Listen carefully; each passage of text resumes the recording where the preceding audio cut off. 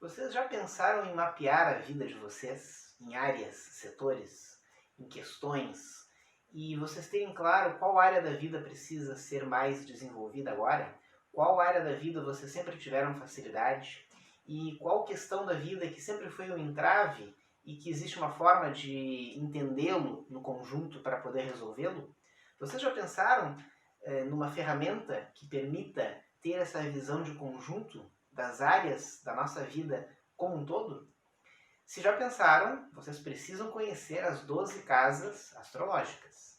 Essa é a ferramenta que eu quero apresentar para vocês. É uma ferramenta fantástica, milenar, que a astrologia oferece para nós podermos ter uma visão de conjunto melhor, mais profunda e mais prática e efetiva da nossa vida, da vida de cada um.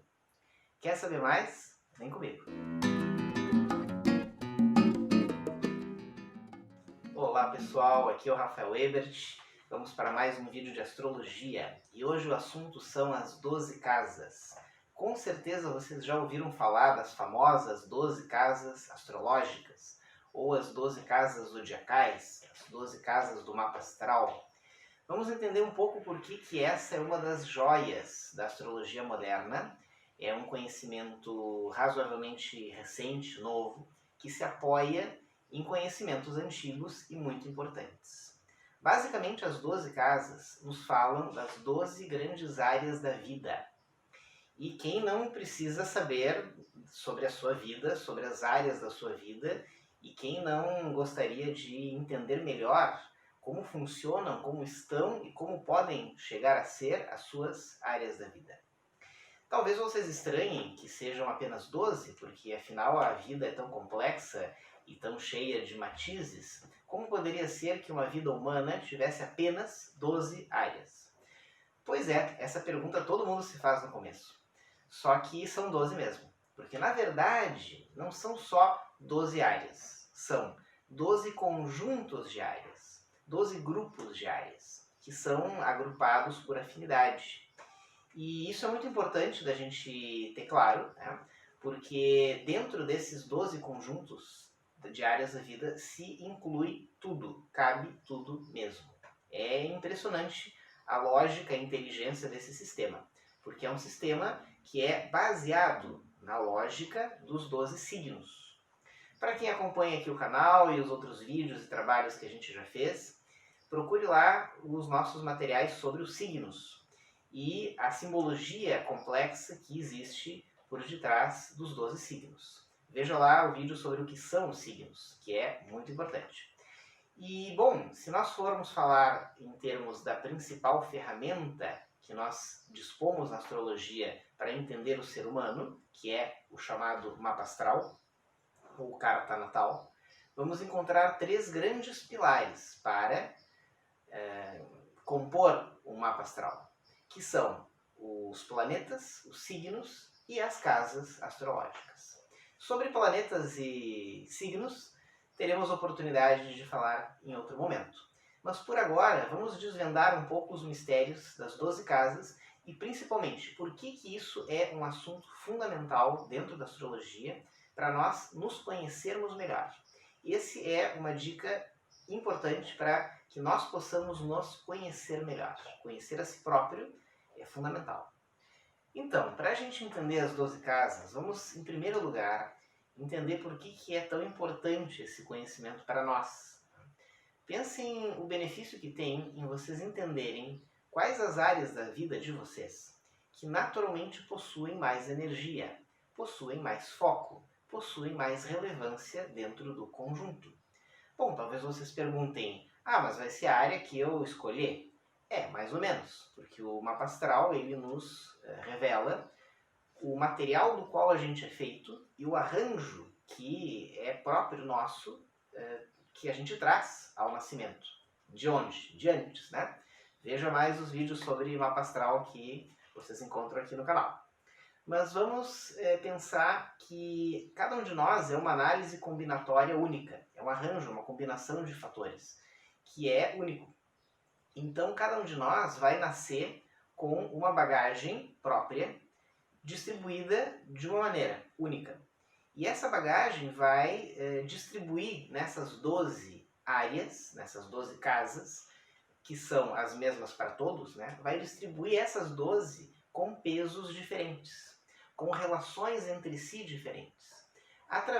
Por exemplo, os planetas, que vão estar mais presentes em uma do que em outra. Vamos ter no mapa casas vazias, vamos ter no mapa casas lotadas de planetas. Isso significa o quê? Que eu tenho áreas da vida simplesmente irrelevantes? Não, significa que eu tenho áreas da vida que naturalmente eu trago mais energia e mais foco. Então eu vou ter mais facilidade de lidar com aquela área da vida. Por exemplo, tem áreas da vida que a gente tem mais facilidade de realizar, de fazer acontecer, porque aquilo a gente traz mais, digamos assim, boa sorte. Tá? Isso é muito importante. Na astrologia não tem boa sorte, na verdade. Tem o quê? Uma energia mais alinhada em alguns pontos do mapa. E isso vai ser indicado no mapa. E isso vai ser verificado na vida. Então, conhecer as nossas 12 casas do mapa é uma grande ferramenta de autoconhecimento e ajuda a ilustrar e a compreender muitos dos mistérios da vida. Por quê? Porque tem coisas que na nossa vida são mistérios, até que a gente para estudar e entender a fundo. Nisso, a astrologia ajuda e muito, porque é uma linguagem da natureza que nos revela como que a natureza participa do desenho, da construção, do projeto da nossa personalidade. Então, dentro desse desenho, desse projeto, joga um papel importantíssimo essa matéria, essa parte do nosso estudo de astrologia, que são as 12 casas. Outro ganho importantíssimo de se ter o domínio dessa matéria, desse estudo das 12 casas, é a gente parar de dar murro em ponta de faca, né? A gente parar de insistir em coisas contra a nossa natureza.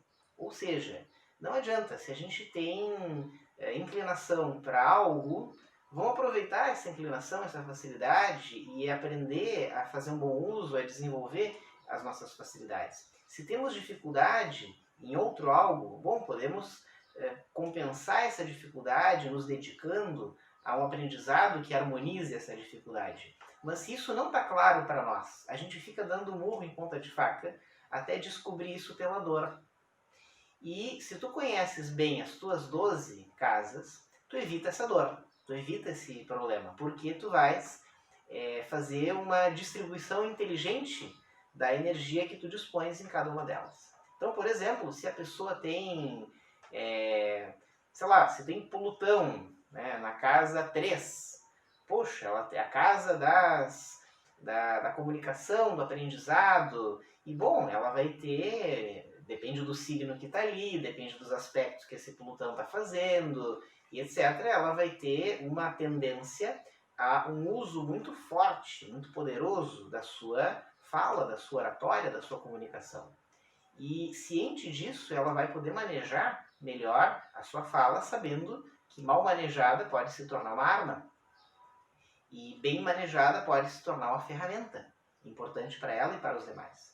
Se a pessoa tem Sol na 7, a casa do outro, a casa dos relacionamentos, a casa da generosidade, do sentir a necessidade do outro.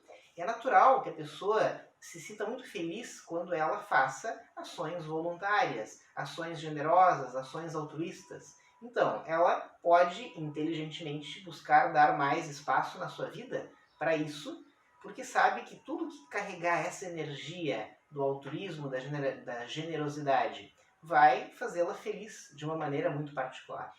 E por aí vai. Então, entendendo esse arranjo que nós dispomos através das casas, nós podemos manejar muito melhor a nossa vida. Então, vamos a elas.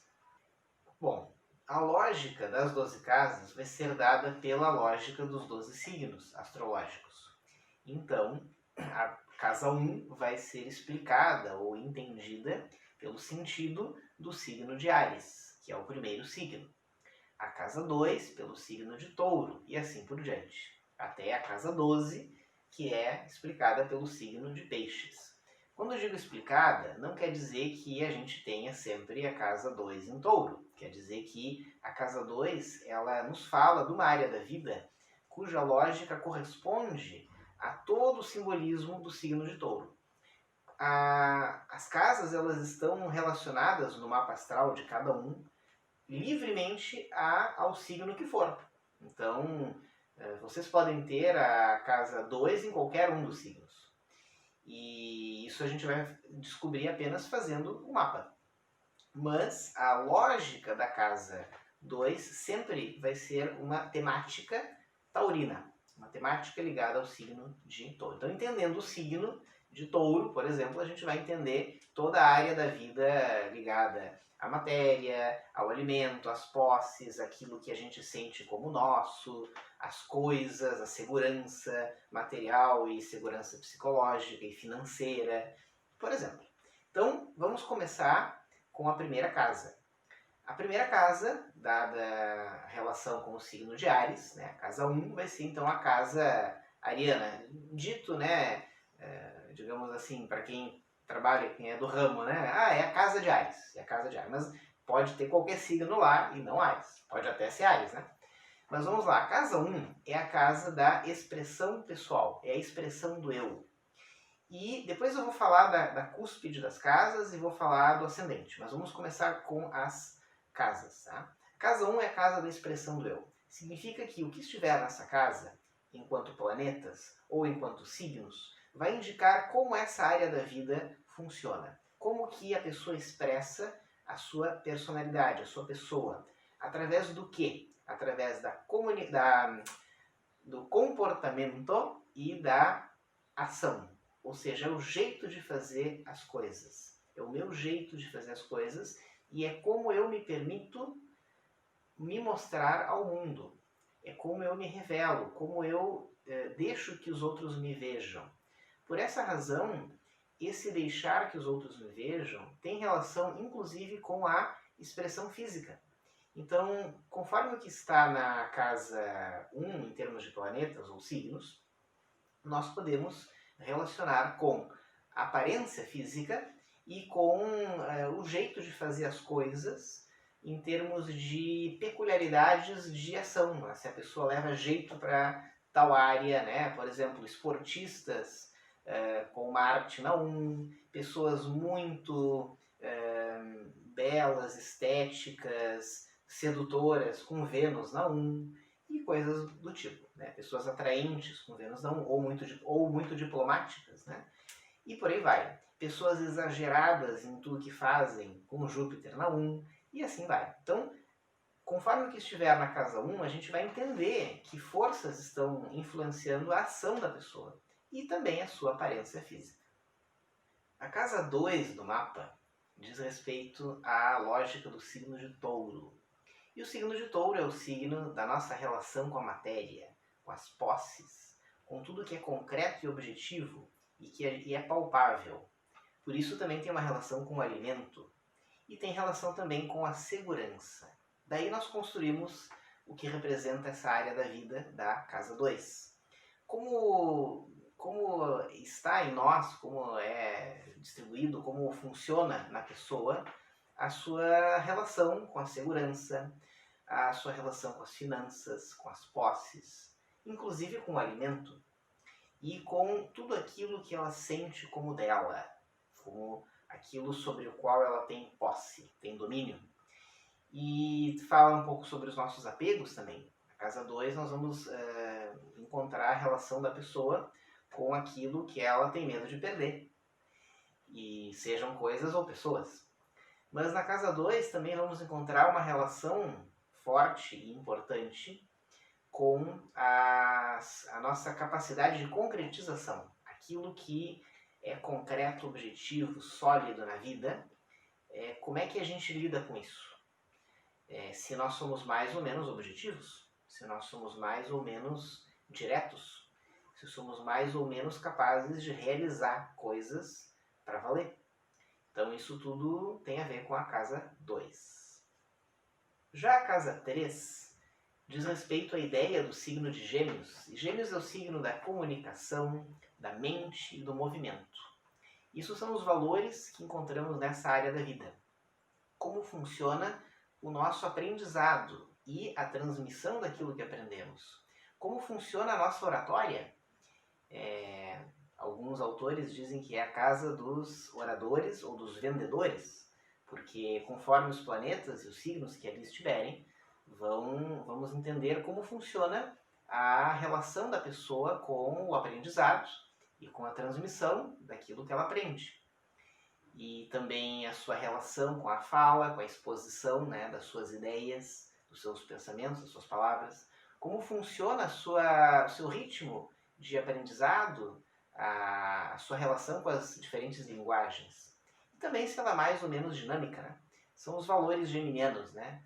Movimento, comunicação e conhecimento, lidar com conhecimento. Essa, então, é a casa 3.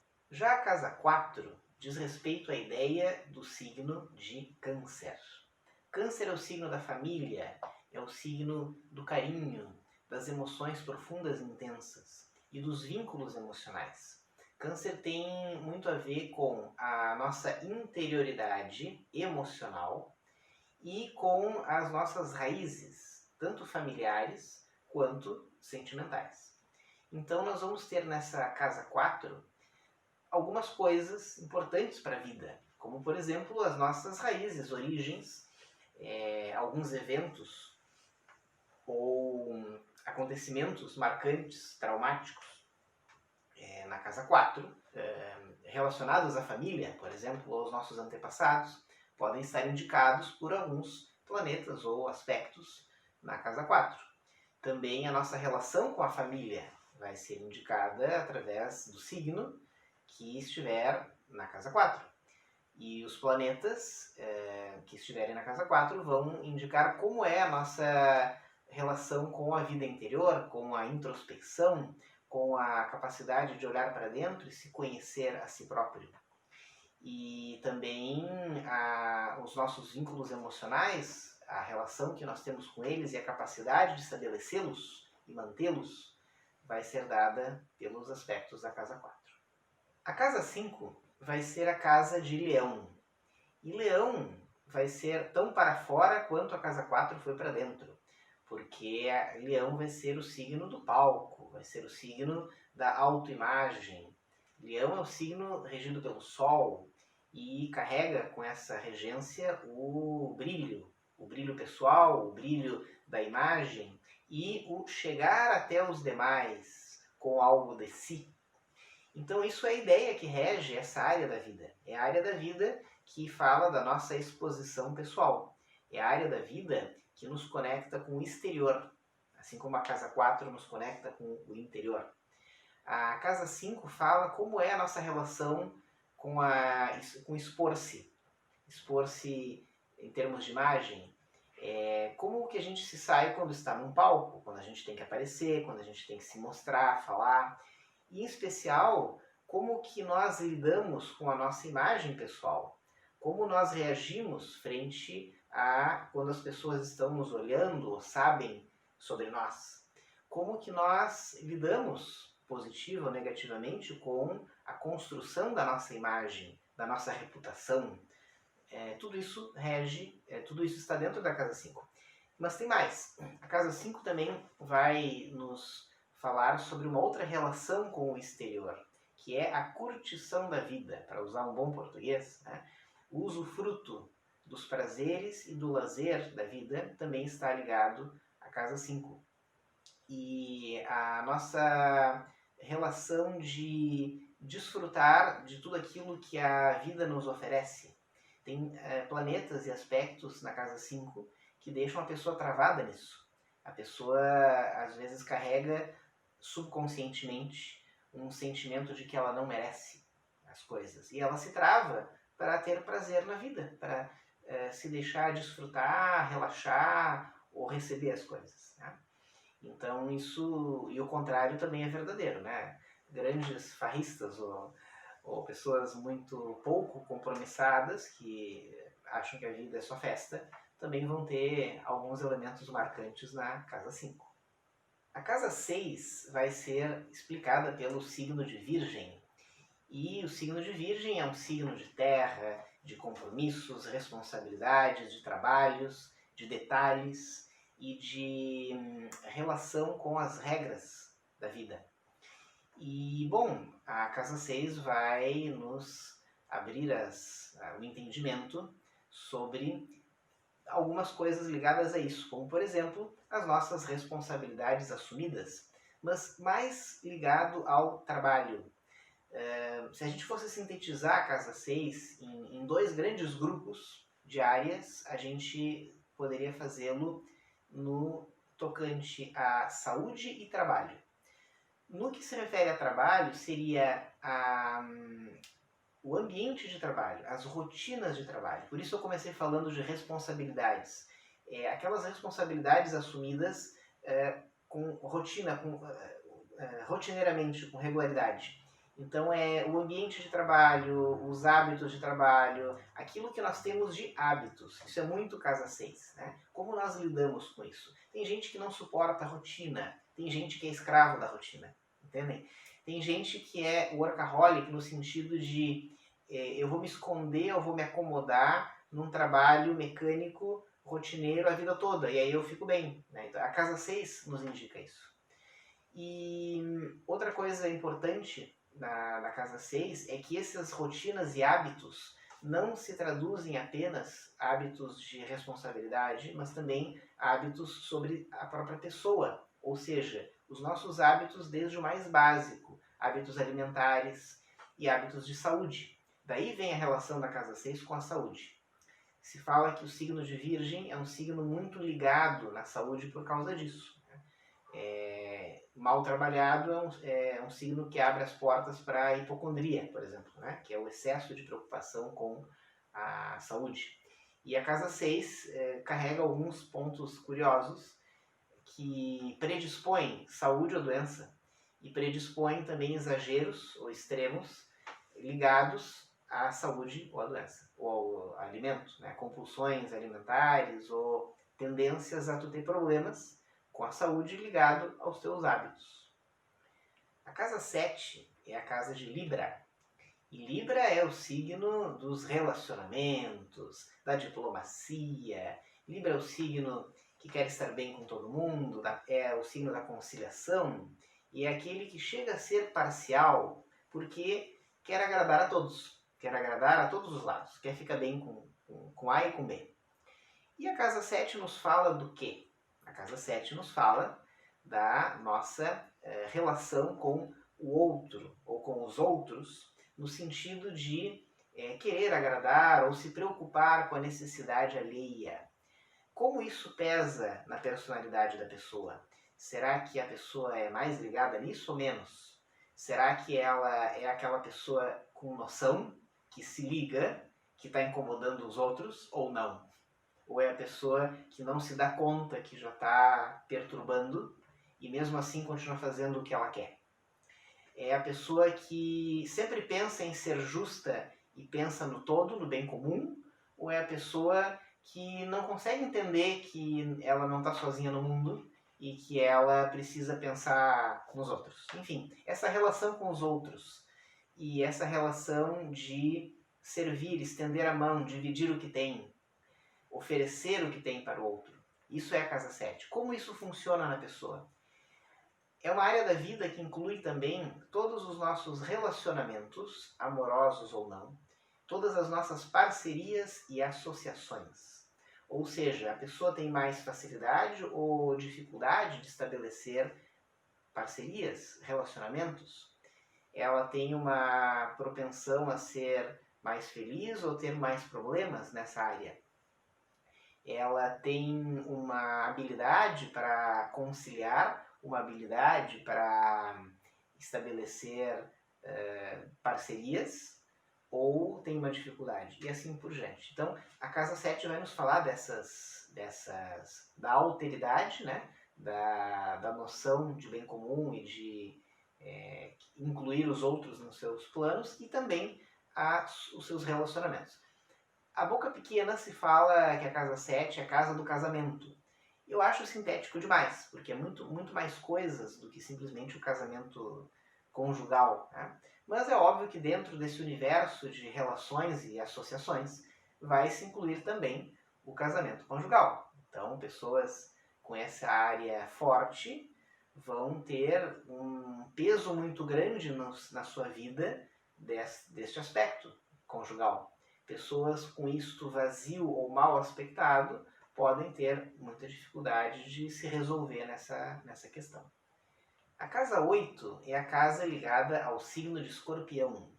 E assim como o signo de Escorpião, essa casa também costuma ser um tanto mal entendida hoje. Se fala muita bobagem do signo de Escorpião, porque o signo de Escorpião ele carrega uma energia que infelizmente hoje não é bem entendida ou não é bem gerenciada. É a energia representada pela morte.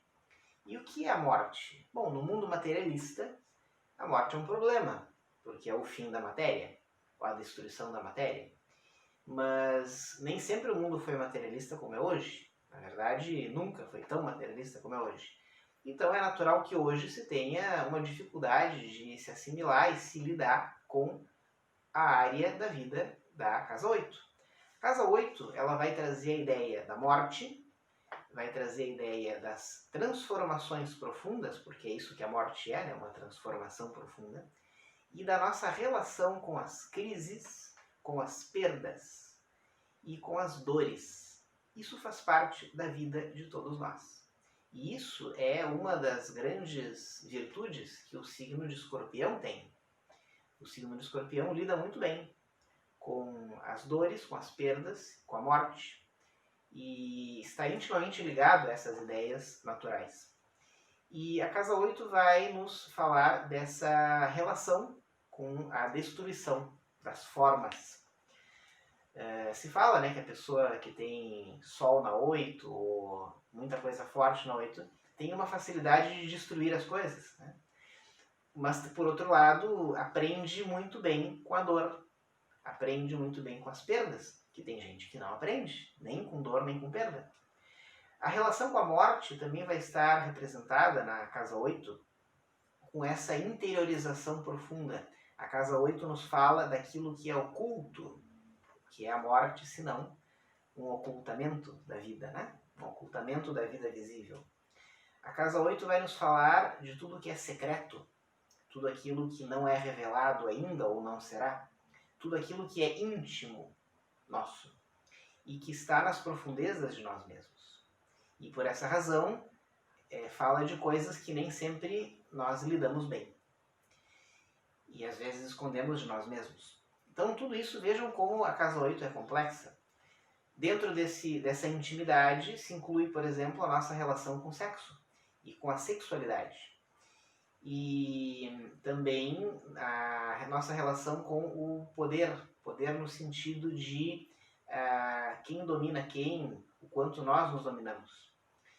E por aí vai. Tem uma série de coisas que se incluem na casa 8 que são alinhadas com essa lógica da transformação ou transmutação da matéria, das formas.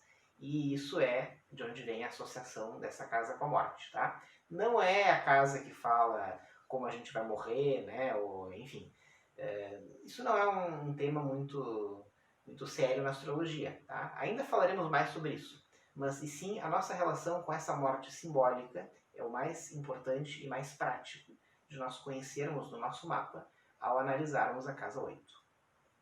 A casa 9 é relacionada ao signo de Sagitário. E Sagitário é o centauro arqueiro que dispara sua flecha para o céu. Isso é muito simbólico, né? E é um simbolismo muito forte. O que é disparar uma flecha para o céu? São os nossos mais altos ideais. São os nossos propósitos de vida. Existe uma relação do signo de Sagitário com a busca pelo sentido de tudo. E isso relaciona secundariamente com religião ou com filosofia, ou com doutrinas que se embasem em princípios éticos e morais. Por isso a casa 9 vai nos falar sobre os altos ideais, vai nos falar sobre o sentido da vida que a gente busca, ou simplesmente sobre a nossa busca sobre essas questões. E é muito importante porque a casa 9 ela é uma das duas facetas, um dos dois lados do meio do céu, que a gente vai falar depois.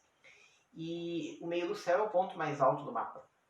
Então, por um lado, tu tens os altos ideais que norteiam esse ponto mais alto da tua vida. E na outra faceta, tu tens a realização desses altos ideais. Se está ocorrendo ou não, que é a casa 10 que a gente vai falar. Então, a casa 9, ela vai falar dos altos ideais, dos princípios, como é a tua busca filosófica, como é a tua inclinação para buscar a sabedoria, buscar a verdade, como é a tua relação com os altos estudos, com entender o porquê das coisas, como são os teus sonhos mais distantes, elevados, os teus sonhos de vida. Tudo isso é indicado na casa 9. E assim como ideias distantes, por serem elevadas, tu também vais encontrar na casa 9 a nossa relação com lugares distantes. Ou seja, toda a nossa relação com viagens, com o estrangeiro, com culturas, idiomas ou lugares estrangeiros também vai estar relacionada com a casa 9. Tem gente que tem uma facilidade kármica de viajar muito, de se relacionar com outros países e tal, e isso é indicado na casa 9. Inclusive, se a pessoa tem tendência a se relacionar com pessoas ou com companheiro ou companheira de fora. Isso também está marcado na casa 9. A casa 10 é a casa ligada ao signo de Capricórnio. Capricórnio é o signo do trabalho, das responsabilidades, dos compromissos assumidos, de seguir as regras ao pé da letra e da rigidez, né, com o combinado. E isso tem muito a ver na casa 10 com a área da vida que fala do nosso trabalho, dos nossos compromissos, das nossas responsabilidades assumidas e também do papel que nós desempenhamos na sociedade. Então, a relação que nós temos com esse papel, se é mais tranquila, se é mais problemática, se carreira para nós é um drama, ou se carreira para nós é uma coisa muito bem resolvida, se a gente bota muita energia nisso, ou pouca energia, tudo isso vai estar indicado na casa 10. Inclusive, conforme alguns aspectos da casa 10, a pessoa pode se revelar pelo mapa, na casa 10, muito empreendedora, ou pessoas muito ambiciosas que querem chegar alto, que querem poder, desejam cargos e ascensão social, ou vão se dedicar a isso, ou vão ter facilidade para isso. Tudo isso se vê na casa 10. A casa 10 também nos fala sobre a vocação. Não apenas a profissão, o trabalho, a ocupação, o ofício, mas a vocação.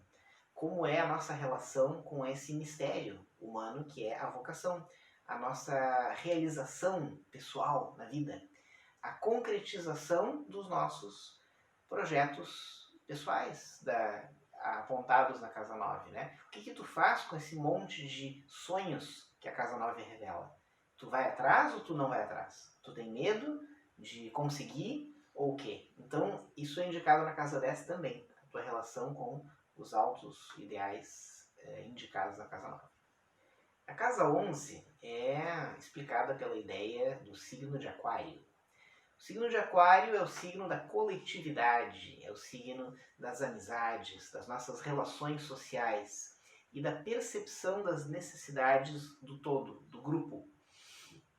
Então a casa 11 ela vai nos falar sobre a nossa relação com os grupos. Como é a nossa participação em grupos?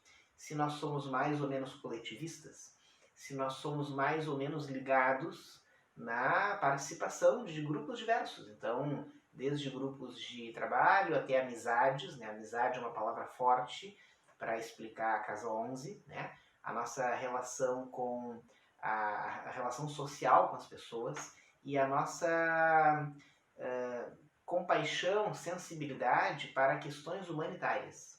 Então tem gente que é muito humanitária, tem gente que tem muita compaixão, que precisa se engajar em coisas que sejam para o bem comum. Tem gente que não está nem aí para isso. Então isso tudo é indicado também pela casa 11. Também a nossa propensão a participar de coisas públicas.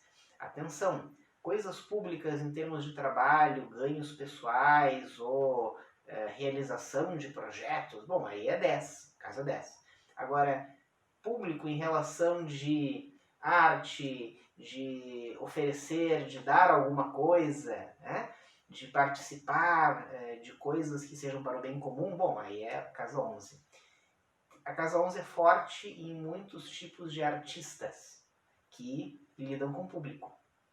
A casa 11 é forte em pessoas que tenham que se expor. Ela tem uma relação íntima ali com a casa 5, que não vai dar para explicar agora, mas que quando essa relação está bem estabelecida, a pessoa se dá bem em palco, né? Não dá para prever se a pessoa vai ser famosa, mas dá para prever, ou dá para entender que como ela vai lidar com o caso de se tornar famosa. Então é bem interessante essa relação da casa 5 enquanto a relação com a humanidade, com o todo. E também como que a pessoa se abre para novas ideias, como é a relação dela mais ou menos tranquila com a inovação, com a surpresa, com as coisas que ainda estão por vir, com o futuro, como ela lida com isso. A casa 12 é a casa explicada pela lógica do signo de peixes. E, bom, a casa 12 também é a última e ela carrega algumas peculiaridades. O signo de peixes também, mas o signo de peixes é um signo, né? É um conjunto de símbolos que retratam certos padrões de forças da natureza, então é um pouco diferente. A casa 12, por ser a última casa, ela é a área da vida que acumula um pouco das anteriores, no sentido de que tudo que foi mal resolvido ou bem resolvido vai se misturar de alguma forma nessa 12ª casa. Ela pode ser retratada como uma neblina, uma nebulosidade. Por quê? Porque a casa 12 ela vai nos falar de tudo aquilo que não está claro na vida, tudo aquilo que nos confunde, ou tudo aquilo que são os nossos medos, que são as nossas dúvidas e que são, de certa forma, os nossos vícios, ou aquelas coisas que nos prendem. Então, medo é algo que te prende, que te trava. Vício, nem se fala. E dúvida também. A dúvida pode te paralisar e te deter a ação. A casa 12 mistura tudo isso numa neblina. Então, a pessoa que tem a casa 12 forte, ela vai ter uma dificuldade de fazer a sua vida fluir. Ela vai, de certa forma, ter que repetir as coisas mais de uma vez. Ela vai demorar muito para fazer as coisas. Ou ela vai ter uma relação com o tempo que precisa de mais tempo para tudo, porque ela não pega de primeira, né? Ela precisa esperar que a neblina passe, e às vezes não passa tão cedo.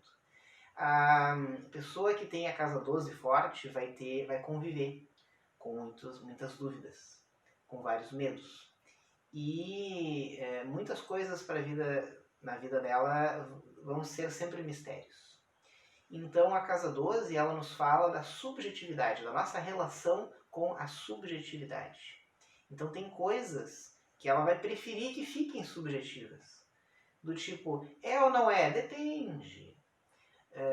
É assim ou não é assim? Não, é que tem que ver. Né? Então essa neutralidade, essa subjetividade é um ponto que às vezes pode ser muito negativo na casa 12, mas em outros pontos pode ser muito positivo, porque a pessoa ela não vai ter a rigidez de alguns padrões, mas ela vai ter, por exemplo, uma facilidade de enxergar o todo, de enxergar as sutilezas da vida. Então, tem um outro lado da casa 12 que nos fala, e eu não falei do signo de peixes, mas o signo de peixes é o signo da sensibilidade, da sensitividade, das intuições. E o signo de peixes também é o signo dos medos, das dúvidas, do será, né? O signo de peixes é muito distraído, né? E a pessoa que tem a casa 12 é muito forte, ela às vezes está no mundo da lua. Está no mundo da lua, assim, né? Tipo, ela não quer se conectar com a Terra, porque ela percebe as dores do mundo, ela percebe as injustiças, as incoerências, então ela tem um certo rechaço do mundo concreto e fica viajando onde tudo é muito mais bonito e mais puro. E, bom, dali ela pode, então, tirar muitas coisas boas. Ou pode fantasiar. Depende da pessoa. Mas é muito interessante porque a casa 12, no meio dessa neblina, ela também nos fala como funciona a intuição da pessoa. Então, tu vai ter pessoas com a casa 12 forte muito intuitivas. E se ela aprender a operar bem com isso, ela pode ter uma baita ferramenta para a vida dela. Então, a casa 12 também nos abre para intuições, para percepções, para espiritualidade. Não é uma questão de formação religiosa, mas as pessoas na casa 12, tu vê como é que funciona para a pessoa a sua relação com o mistério, com a espiritualidade. Vejam que tem várias relações entre as casas com tudo que a gente apresentou até aqui. Por exemplo, a casa 8 fala do oculto, do mágico, do misterioso. A casa 9 fala do aspecto filosófico, religioso, em termos de norma, de regra, de doutrina. E a casa 12 fala da espiritualidade pura, da percepção do além. Entende? Então são coisas diferentes, mas que tocam as mesmas questões. Então, pessoal, isso é o que nós tínhamos hoje sobre as 12 casas astrológicas. E aí, ficou com dúvida qual é que é a área da vida que tu tens mais desenvolvido? Já identificaste qual que tu precisas desenvolver? Agora já sabe onde e como aprender sobre isso. Acompanhe aqui conosco nossos próximos vídeos e deixa teus comentários, comenta lá, nos dá esse feedback para a gente poder sempre ir aperfeiçoando e qualificando esse nosso trabalho. Da minha parte, foi um privilégio ter estado com vocês. Nos encontraremos em breve. Até lá!